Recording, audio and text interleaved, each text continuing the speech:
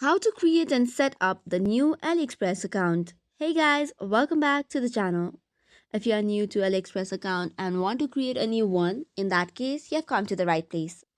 Tap open your account and then click on account sign in option. Once you tap on it, it should take you to another page from where first of all you'll have to select the location. So for that, tap on location drop down menu and select your country or region. There are multiple ways by which you can get logged in. First one would be providing your email address, then tapping on continue, and then providing the additional information such as first name, last name, email address, and so password. After that, another option would be signing in using the Google account, Facebook account, or your Apple ID. Tap on the account that you want to get logged in for, and your account will be set up and ready to use. Now you can go to the account section and then on settings and make whatever changes you like to. So this is all for today's video. For more such contents, do not forget to hit the like and subscribe button. Thank you and keep watching.